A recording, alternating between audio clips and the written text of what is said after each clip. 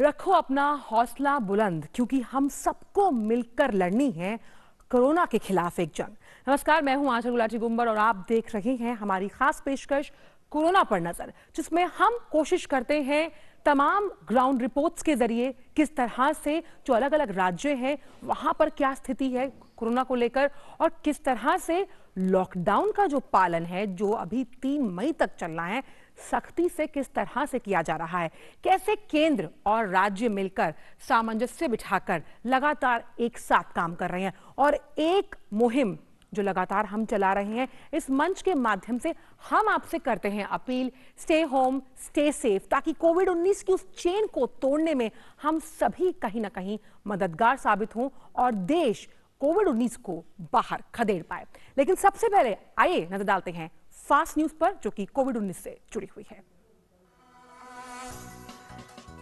देश में कोरोना के सक्रिय मामले 22,629, अब तक 1,007 लोगों की मौत, 7,695 मरीज हो चुके हैं ठीक।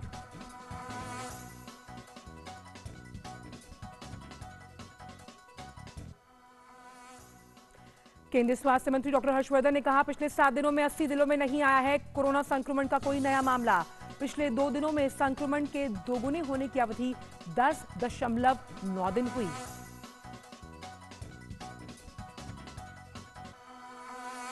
केंद्रीय स्वास्थ्य मंत्री डॉक्टर हर्षवर्धन ने कहा, देश में पीपीई किट्स का निर्माण हो चुका है शुरू।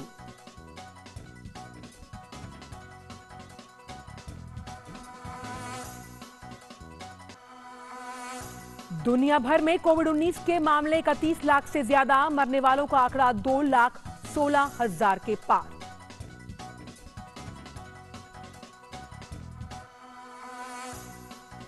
अमेरिका में 58,000 से ज्यादा की मौत, स्पेन, इटली और फ्रांस में भी सबसे ज्यादा प्रभावित देशों की सूची में आए वो।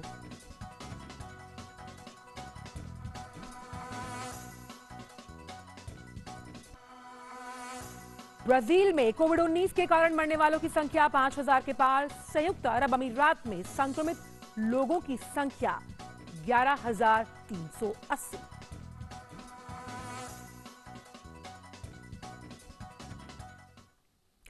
और आइए अब फास्ट न्यूज के बाद बात करते हैं कि भारत में कोविड-19 की ताजा स्थिति क्या है।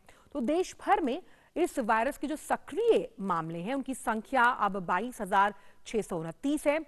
संक्रमण के बाद जो स्वस्थ हो गए हैं, राहत की बात यह है कि वो 7,695 मरीज हैं जो स्वस्थ हो चुके हैं और उन्हें अस्पताल से छुट्टी दी जा चुकी है। देश भर में कोरोना की वजह से 1,007 लोगों की मौत हुई है। ये कोरोना की ताजा स्थिति है फिलहाल जो हम आपको बता रहे हैं। और आइए अब देखते हैं कि राज्यों के हिसाब से जो आंकड़े हैं वो किस तरफ से इशारा कर रहे हैं, ये समझने की कोशिश करते हैं हम मैप यानी कि मैप के द्वारा। और अगर हम जाने तो महाराष्ट्र का जिक्र कर लेते हैं पहले। तो 29 अप्रैल 2020 सुबह 8 बजे तक के ये आंकड़े हैं। तो महाराष्ट्र में वो मामलों की पुष्टि है वो 9,318 और अगर हम बात करें जो सक्रिय मामले यानी कि एक्टिव केसेस हैं तो वो है 7,530। ठीक हो चुके जो मामले हैं वो 1,388 हैं और वहीं जो मरने वालों का आंकड़ा है वो 400 का है। तो ये हमने आपको बताया महाराष्ट्र के आंकड़े जो कि 29 अप्रैल 2020 सुबह 8 बजे के हैं। रुक करते हैं अगले राज्य का, बात कर लेते हैं गुजरात की। तो गुजरात में जो मामलों की पुष्टि हुई है वो 3,744 है। सक्रिय यानी कि एक्टिव मामले 3,129 के पास। ठीक हो चुके मरीज यानी कि 434 जो ग्रीन जोन में हम दिखा रहे हैं और मरने वालों की जो संख्या है वो 181। हालांकि राहत की बात यह है कि हम जो है उत्साहजनक इस बात को लेकर कह सकते हैं कि कहीं ना कहीं बाकी देशों से हमारी तुलना बेहतर। मामलों की पुष्टि अगर दिल्ली की बात की जाए तो 3,314, वहीं सक्रिय एक्टिव केसेस जो हैं वो 2,182 और जो ठीक हो चुके मामले हैं वो 1,078 और मरने वालों का जो आंकड़ा है वो है 54। रुक करते हैं अगले राज्य का और अगले राज्य को देख लेते हैं। मध्य प्रदेश की हम बात कर रहे हैं। मामलों की जो पुष्टि की गई है वो 2,387 है। सक्रिय मामले 1,890, ठीक हो चुके मरीज 377, मरने वालों का आंकड़ा 120। लगातार लॉकडाउन का अगर हम पालन करते हैं तो कहीं ना कहीं सख्ती से पालन राज्यों से करवाया जा रहा है। केंद्र लगातार सामंजस्य बिठाता हुआ तमाम राज्यों के साथ, जिन राज्यों के बारे में हमने आपको बताया, मध्य प्रदेश बताया हमने आपको, दिल्ली का जिक्र किया। अब आइए रुक करते राजस्थान का। यहां पर भी 3000 से आंकड़ा नीचे है। मामलों की जो पुष्टि की गई है वो 2364 है और साथ ही सक्रिय यानी कि एक्टिव मामले जो हैं वो 1545। ठीक हो चुके जो मरीज हैं वो 768 और जो मरने वालों का आंकड़ा है वो है अब 51। तमिलनाडु की बात करें तो 2058 मामलों की पुष्टि, सक्रिय मामले एक्टिव केसेस 865 और ठीक हो चुके, देखिए यहां पर ठीक हो चुके का जो आंकड़ा है वो 1168 यानी कि 1000 को पार करता हुआ और मरने वालों की जो संख्या है वो कम 25 के आसपास। तो यानी कि ये जो पूरे मामले हैं हम आपको बता रहे हैं राज्यवार, यानी कि किस तरह से, क्योंकि कहीं ना कहीं स्टेट्स किस तरह से पालन करती है लॉकडाउन का। उत्तर प्रदेश का जिक्र कर लेते हैं। 2053 मामलों की पुष्टि, सक्रिय मामले जो हैं वो 1557 है और ठीक हो चुके मामलों के बारे में हमने आपको बताया 400 के आसपास, 462 है वो मामले और करीबन 34 जो है वो मरने वालों का आंकड़ा है। तो साफ तौर पर ये जो हमने आपको आंकड़े बताए इन तमाम राज्यों के, कहीं ना कहीं देखिए ये इस बात पर इशारा करते हैं कि किस तरह से जब केंद्र या फिर गृह मंत्रालय या स्वास्थ्य मंत्रालय जो भी दिशा निर्देश जारी करता है लॉकडाउन को लेकर, उसका पालन आपको करना ही है, क्योंकि वो पालन जब आप करते हैं तो कहीं ना कहीं आप इन जो ये संख्या है उसको कम करने में, उसको घटाने में आपका रोल जो है वो कहीं ना कहीं काफी अहम हो जाता है। और इन दिनों सोशल मीडिया पर एक दावा किया जा रहा है, हम लगातार फैक्ट चेक करते हैं, जो कि ये कह रहा है कि श्रम और रोजगार मंत्रालय से संबंधित है। इस दावे के मुताबिक मंत्रालय ने सभी मुख्य सचिवों से अनुरोध किया है कि वो सभी प्रतिष्ठानों के जो नियोक्ता हैं उन्हें कोरोना वायरस महामारी के बीच अपने कर्मचारियों को कार्यस्थल से ना निकालने और उनके वेतन को कम करने की सलाह ना दें। लेकिन जब पीआईबी फैक्ट चेक ने मंत्रालय से संबंधित इस दावे को चेक किया तो वो इसको बिल्कुल सही बताया गया है। यानी कि पीआईबी फैक्ट चेक बिल्कुल सही कहता है कि भाई आप किसी का वेतन ना काटे, किसी को नौकरी से ना निकालें। तो जब तमाम मंत्रालयों से ये फैक्ट चेकिंग की गई तो ये ट्रू फैक्ट यानी कि सही बात सामने आई। और आइए अब बात कर लेते हैं कोरोना के खिलाफ ग्राउंड जीरो की स्थिति पर, किस तरह से जो ग्राउंड जीरो पर जो कोरोना वॉरियर्स हैं वो कैसे लड़ रहे हैं इस कोविड-19 के खिलाफ।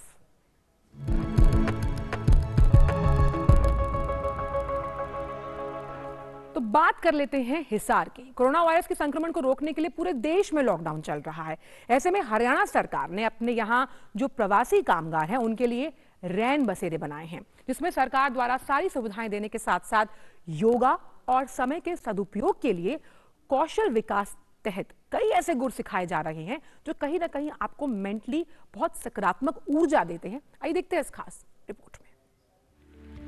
देश भर में लॉकडाउन के चलते हरियाणा के हिसार में अलग अलग राज्यों के कामगारों को रैन बसेरों में रखा गया है, जहां पर सरकार के द्वारा उनकी देखभाल की जा रही है। डीडी न्यूज से खास बात करते हुए हिसार की जिला उपायुक्त ने कहा कि इन केंद्रों पर सभी प्रकार की सुविधा दी जा रही है और साथ ही कौशल विकास के तहत अलग अलग तरह के प्रशिक्षण दिए जा रहे हैं, जिससे आने वाले समय में नई जानकारी के साथ साथ ये लोग आत्मनिर्भर भी बन सकेंगे। उनके लिए अच्छा खाना पीना और उनकी सेहत के लिए योगा की शुरुआत की गई और इसके पश्चात जैसे पूरे दिन भर उनके मनोरंजन के लिए यहाँ पे टीवी स्क्रीन्स भी लगाई गई। और फिर भी ये देखा गया कि कुछ लोग तो फिर भी बोर हो जाते हैं, पूरा दिन भर उनके पास करने के लिए कुछ कार्य नहीं होता और ये जो खाली समय है, जो पढ़े लिखे लोग हैं वो ऑनलाइन कोर्सेज करके अपने स्किल को बढ़ा रहे हैं। तो उसी प्रकार से यहाँ पे भी इन्हें कुछ ट्रेनिंग दी जाए ताकि ये आगे आने वाले समय में अपने जीवन में जिस भी रोजगार में ये काम कर रहे हैं उसमें उसको यूज़ कर सके। इन रैन बसेरों में रह रहे प्रवासी कामगारों को मिल रहे प्रशिक्षण से वे काफी खुश नजर आ रहे हैं और उन्होंने माना है कि इस प्रशिक्षण से उनका आत्मविश्वास भी बढ़ेगा। बहुत चीज़ों के बारे में बताया गया है यहाँ पर, जैसे कि इलेक्ट्रॉनिक के बारे में, प्लम्बिंग के बारे में, और हमें यहाँ सुबह योग साधना भी सिखाई जाती है और बहुत अच्छे से हमको यहाँ पर रखा गया है और प्रशासन भी हमारी बहुत अच्छी तरीके से मदद कर रहा है। यहाँ पर बहुत अच्छी हमें सुविधा दी जा रही हैं, हमें कोई भी चीज़ की यहाँ पर कोई परेशानी महसूस नहीं हो रही। ये जीवन में सब जिएंगे जब तक ही हमारे योगा है ये काम आएगा और इससे हमारे शरीर का संतुलन भी ठीक रहता है। प्रशिक्षण दे रहे आईटीआई के प्रशिक्षकों का कहना है कि ये अप्रवासी कामगार पूरी तन्मयता से हुनर सीख रहे हैं। हम लोग इनको यहाँ फ्रिज, एसी, इलेक्ट्रिशियन का कार्य सिखा रहे हैं और ये बच्चे भी जो यहाँ लॉकडाउन में फंसे हुए हैं बड़े आसानी से टाइम समय निकाल करके सीखने की कोशिश भी कर रहे हैं। यहाँ रैन बसेरा में अलग अलग राज्यों के लगभग 80 कामगार रखे गए हैं, जिसको प्लम्बर, इलेक्ट्रिकल, बढ़ई सहित कई अन्य प्रशिक्षण दिए जा रहे हैं और उम्मीद की जानी चाहिए कि आने वाले समय में इन कामगारों द्वारा यहाँ सीखे हुनर से अपना भविष्य संवारने में इन्हें जरूर लाभ मिलेगा। पंकज शर्मा के साथ उर्मिलेश भट्ट, डीडी न्यूज, हिसार। तो उम्मीद का जो जज्बा है वो कायम रहना चाहिए। वहीं कोरोना वायरस संक्रमण की रोकथाम के लिए उत्तराखंड सरकार द्वारा लागू लॉकडाउन पार्ट 2 में आर्थिक और कारोबारी मोर्चे के साथ ही जनता से जुड़ी कई गतिविधियों का जो संचालन है उसको शुरू करने की अनुमति देने से जिले के जो 43 खड़िया खाने हैं उनमें जो खनन यानी माइनिंग का कार्य शुरू हो गया। रोजगार मिलने से मजदूरों में काफी खुशी है। देखते हैं देहरादून से ये खास रिपोर्ट। उत्तराखंड के बागेश्वर जिले में 95 खड़िया की खाने हैं। लॉकडाउन से पहले 45 खाने संचालित की जा रही थीं। इन खानों में 2250 मजदूर काम करते थे। एक महीने तक काम बंद रहने से इन खानों में काम करने वाले नेपाली श्रमिक बेरोजगारी की आर्थिक मार झेल रहे थे, जबकि खानों में काम करने पर एक मजदूर प्रतिदिन 500 रुपए तक कमाता था। कोरोना वायरस के संक्रमण की रोकथाम के लिए लॉकडाउन के मध्य बागेश्वर जिले में एक माह बाद फिर से खड़िया की खानों में कार्य शुरू हो गया है। इसमें करीब 1000 मजदूरों को रोजगार मिल गया है। काम मिलने से श्रमिकों के चेहरों पर भी रौनक लौट आई है। और जो ये कोरोना वायरस से हम लोग बेरोजगार में सब लोग हम लोग बैठे थे, हम लोग रो के हम लोग इसी तौर पर रहे थे, क्योंकि सब हमारा ठेकेदार जी ने कैसे करके हम लोग को खाना बचने के लिए और काम धंधे के लिए सब लोग के लिए जुगाड़ा कर दिया है। हम लोग को वही नहीं खुशी है। सबसे हम लोग एक बेरोजगार था, रोजगार मिल गए, हम लोग वही खुशी है। एक महीने बाद जब जिले में कोई भी कोरोना संक्रमित नहीं मिला तो सरकार ने कुछ जगहों पर छूट देते हुए काम की इजाजत दे दी है। इसी के तहत जिले की 43 सॉफ्ट स्टोन माइनों में फिर से काम की अनुमति की इजाजत दे दी गई है। खनन का कार्य भी उन्हीं क्षेत्रों में किया जा रहा है जहां श्रमिक पहले से मौजूद हैं। खनन से पहले जहां सभी मशीनों को सैनिटाइजर से साफ किया जा रहा है, वहीं सोशल डिस्टेंसिंग का भी पूरा ध्यान रखा जा रहा है। हमारा काम खुलने से लेबरों को भी राहत मिली है और हमारा काम भी थोड़ा काम चालू हो गया है और सरकार को भी इससे जो है आई सरकार की भी इकोनॉमी में भी फायदा होगा। खड़िया खनन क्षेत्रों में हर हफ्ते डॉक्टरों की टीम द्वारा भी निरीक्षण कर मजदूर और उनके परिवारों का स्वास्थ्य परीक्षण कर उन्हें सोशल डिस्टेंसिंग और साफ सफाई के बारे में बताया जा रहा है। सारे माइंस जो कांडा क्षेत्र के जितनी भी माइंस आ रही हैं उन सबका निरीक्षण किया जा रहा है और क्षेत्र में जितने भी कर्मचारी हैं जो काफ़ी दिनों से कोविड की वजह से जो बंद थी माइंस, इनको साइकेट्रिक इनका प्रशिक्षण भी किया जा रहा है और मानसिक स्थिति भी देखी जा रही है और इनके सोशल डिस्टेंस के बारे में इनको बताया जा रहा है और जो अपने जनरल हाइजीन्स के बारे में इनको बताया जा रहा है। खनन अधिकारी लेखराज ने बताया कि जिले में 43 खानों में खड़िया खनन की अनुमति दी गई है। काम के दौरान पट्टा धारकों को लॉकडाउन के सभी नियमों का पालन करना अनिवार्य किया गया है। पट्टा धारक परिवहन नहीं कर पाएंगे। उन्होंने कहा कि इन माइनों में समय समय पर निरीक्षण किया जा रहा है। जनपद बागेश्वर में अभी तक 43 सोपस्टोन की माइन को खनन काम करने की अनुमति दी गई है और एक अल्मोड़ा मैग्नेसाइट को खनन का कार्य करने की अनुमति दी गई है। उसमें जितने भी हमारे मजदूर थे जो अंदर ही बंद थे अभी तक, उनको एक कार्य करने का अवसर मिला है, लेकिन उसमें उनको विशेष शर्तें और इंस्ट्रक्शंस दी गई हैं कि वो सोशल डिस्टेंसिंग का ध्यान रखेंगे। जिले में खनन से प्रति वर्ष राज्य सरकार को 20 करोड़ का राजस्व मिलता है। ऐसे में खनन कार्य की अनुमति मिलने से जहां सरकार को राजस्व मिलेगा, वहीं महीने भर से बेरोजगार बैठे श्रमिकों के चेहरों में भी रौनक लौट आने से वो भी खुश हो अपने काम में जुट गए हैं। Bureau report, DD news.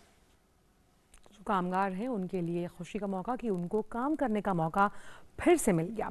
वहीं इस महामारी से जूझती जिंदगी के लिए अगर हम मुजफ्फरनगर जिले में गुड़ उद्योग की बात करें तो जीवन की धुरी वो बन गया है। कोलू जो है वहाँ बनने वाला जो गुड़ है उसकी मिठास के साथ साथ हजारों लोगों को वहाँ रोजगार भी मिल रहा है। देखते हैं ये ग्राउंड रिपोर्ट मुजफ्फर से। कोरोना जैसी वैश्विक महामारी के बीच मुजफ्फरनगर के गांव गुड़ की खुशबू से महक रहे हैं। 3000 से अधिक कोल्हुओं पर लगातार गुड़ बनाने का काम चल रहा है। गौरतलब है कि सरकार ने गुड़ बनाने वाले कोल्हुओं और चीनी मिलों को लॉकडाउन से मुक्त कर रखा है। उत्तर प्रदेश के मुजफ्फरनगर में स्थित एशिया की सबसे बड़ी गुड़ मंडी भी लगातार खुल रही है।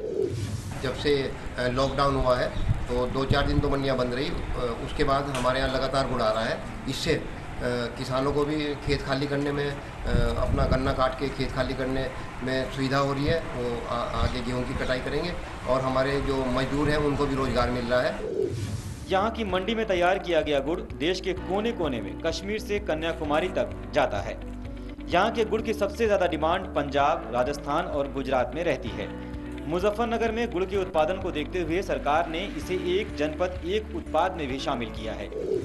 5-7 मजदूर हैं, अपना काम चल रहा है। इसमें यूँ लग रहा था, इसमें भी काम चल रहा है जी, अपना मजदूर कर रहे, 12 बच्चों को और वो चल रहा है हमारा ठीक। यहाँ यह गुड़ लॉकडाउन की विषम परिस्थितियों में ग्रामीण अंचल के किसानों और मजदूरों के लिए रोजगार का एक अहम साधन बनकर उभरा है। मुजफ्फरनगर से रणवीर सैनी की रिपोर्ट, DD न्यूज। तो जब हम बात करते हैं गुड़ की मिठास की तो वो जहाँ पर लोग वहाँ काम कर रहे हैं मुजफ्फरनगर में, वहाँ पर लगातार इस तरह की खबरें आना कहीं ना कहीं एक सकारात्मक माहौल क्रिएट करती हैं जो कोविड-19 में बेहद ज़रूरी है। रुक करते हैं अब तमिलनाडु का, जहाँ लॉकडाउन के दौरान जो नियम है उनका कड़ाई से पालन करने की बेहतरीन एक नज़ीर पेश की है तमिलनाडु ने।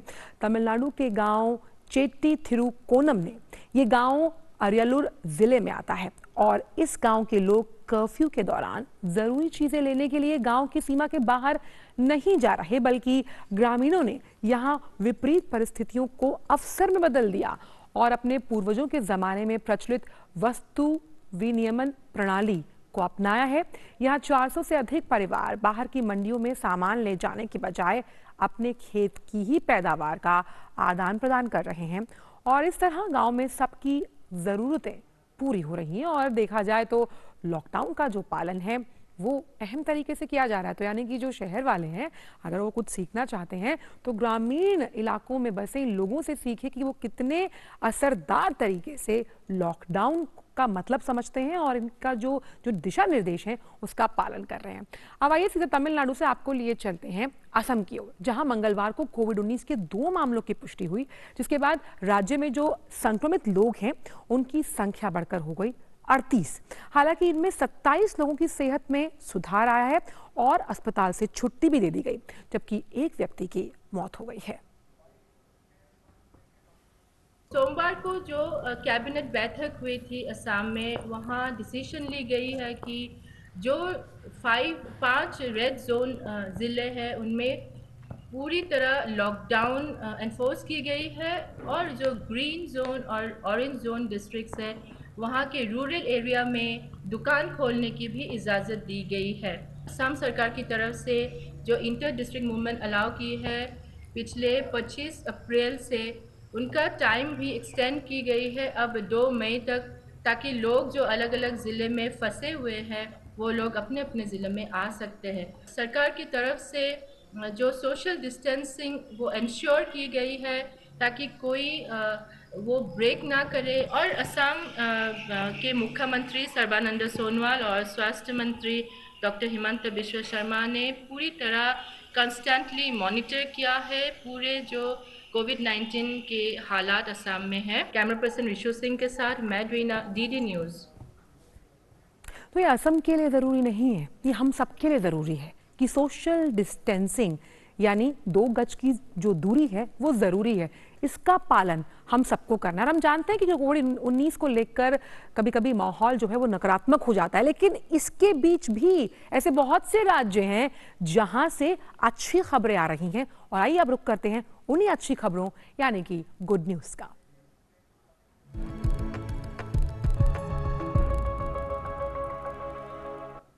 तो कोविड-19 की वैश्विक महामारी के बीच देश भर में कई संस्थाएं सेवा कार्य में जुटी हैं और ऐसे में राधा स्वामी सत्संग ब्यास का दिल्ली के भाटी स्थित जो आश्रम है वो भी लॉकडाउन की इस घड़ी में सेवा के कार्य का जो मार्ग है उसका परिचालन कर रहा है। हमारी संवाददाता मेघना देव ने सेवादारों के साथ जाकर कार्यप्रणाली का जायजा लिया। देखते हैं ये खास रिपोर्ट यहां से। हम अभी मौजूद हैं राधा स्वामी सत्संग ब्यास के भाटी आश्रम के बाहर और ये आश्रम लॉकडाउन के दरमियान हर रोज 1,05,000 फूड पैकेट्स बना रहा है। ये जगह 30 लाख से भी अधिक फूड पैकेट्स अब तक डिस्ट्रीब्यूट कर चुकी है। तो आइए दिखाते हैं लॉकडाउन के बीच भी कैसे सेवा का कार्य जारी है।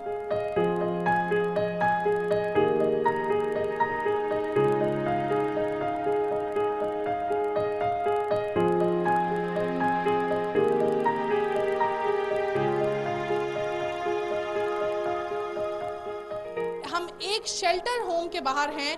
तकरीबन 450 से भी अधिक जो प्रवासी मजदूर हैं वो यहाँ पर उन्होंने आश्रय लिया हुआ है, तो उनके लिए यहाँ पर पूरे इंतजाम किए गए हैं। इस जगह में एंट्री करने के पहले थर्मल स्कैनिंग की जाती है, वहाँ उनके हाथ को सैनिटाइज किया जाता है। यहाँ पे जी हम लोग को सभी चीज़ मिल जाता है, नहाने धोने का साबुन पानी कोलगेट वगैरह वगैरह, और प्लस खाना भी बहुत ही अच्छा है। और बच्चों के लिए दूध भी मिलती है और जो कैंसर के बीमारी उनके लिए फल फ्रूट सब कुछ मिलता है। योगा करवाते हैं भैया सुबह 11-12 बजे और अभी शाम को भी करवाते हैं। इसी शेल्टर होम के अंदर एक केंद्र बनाया गया है जहां पर मास्क बनाए जा रहे हैं। जो इन सभी जो यहाँ पे प्रवासी मजदूर मौजूद हैं उनको ये मास्क मुहैया कराए जा रहे हैं। यहाँ हम लोग को पुलिस वाला ले आया, बोला हम आश्रम में ले चलेंगे, वहाँ आप लोग अच्छे से रहेंगे, यहाँ रोड पर है। तो हम लोग आ गए तो यहाँ हम लोग को सेवा पानी हो रहा है, तो हम लोग भी सोचे कि थोड़ा सीखे उखे है तो हम लोग भी सेवा पानी कर दे। बना रहे हैं मास्क, दिन भर में तो सब बना देते हैं।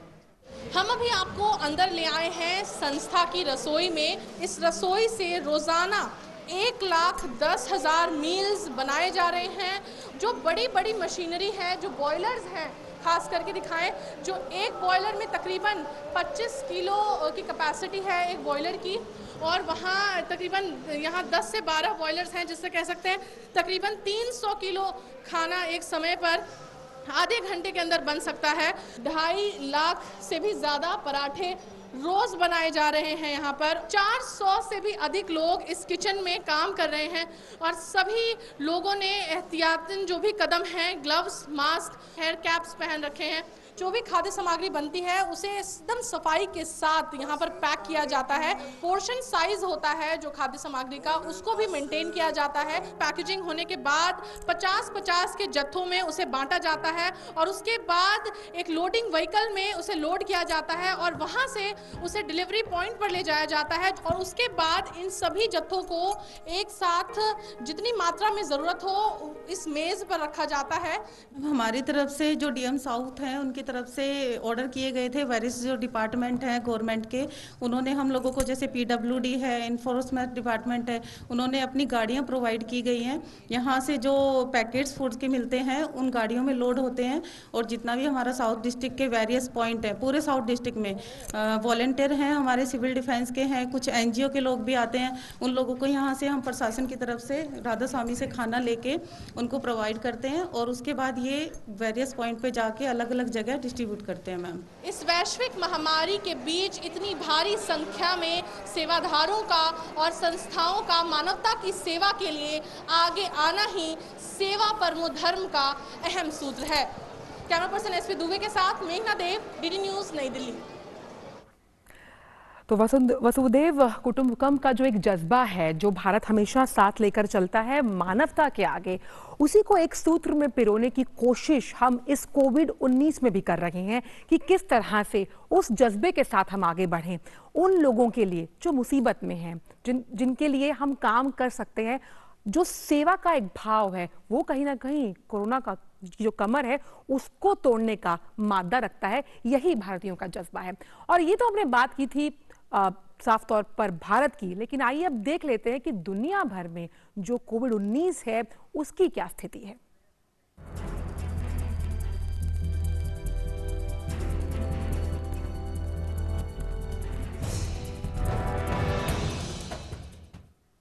तो दुनिया भर में कोरोना वायरस से अब तक के जो मरने वाले हैं उनकी संख्या 2,16,930 लोगों की मौत हो चुकी है, जबकि इस वायरस से जो संक्रमित मामले हैं अगर उसकी वैश्विक संख्या देखें तो वो 31,13,447 है, जिनमें 9,15,988 लोग संक्रमण मुक्त हो चुके हैं।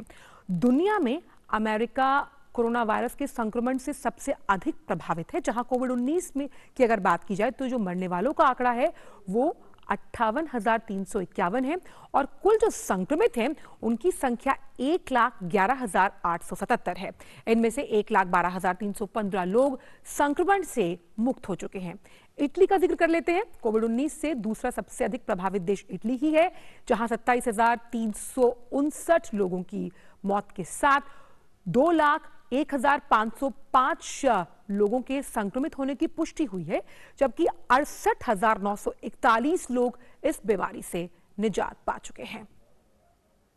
और वहीं इटली में इस वायरस से अगर हम एक दिन में मरने वालों का आंकड़ा देखें तो जो मामलों की संख्या है वो बढ़ गई है। इटली में मंगलवार को 382 लोगों की मौत रिकॉर्ड दर्ज की गई और 2091 नए मामले सामने आए। सोमवार को 333 लोगों की जान गई और इसमें करीबन 1730 यानी कि 1730 से ज्यादा मामले मिले। इटली में कोरोना वायरस से अब तक 27,350 से ज्यादा लोगों की मौत हुई है और जबकि 2,01,505 संक्रमित पाए गए हैं। फ्रांस के प्रधानमंत्री एडवर्ड फिलिप ने मंगलवार को संसद को संबोधित किया। उन्होंने कहा कि फ्रांस में अनिश्चितकाल के लिए स्कूल, कॉलेज और कैफे जैसे स्थानों को बंद नहीं किया जा सकता। हालात बिगड़ते हैं तो हमारे पास निपटने के लिए साधन है। वायरस के दूसरे दौर की आशंका है। हमें एहतियात के साथ जीना सीखना होगा। ज्यादा लंबा लॉकडाउन रहा तो अर्थव्यवस्था होने का खतरा है। ये वो समय है जब हर नागरिक सरकार के साथ खड़ा है और जो नियम बनाए गए हैं उनका पालन करना उसका फर्ज है। फ्रांस में कोरोना वायरस से 1,69,053 लोग संक्रमित हैं, वहीं 23,694 लोगों की इस महामारी के कारण मौत हो चुकी है।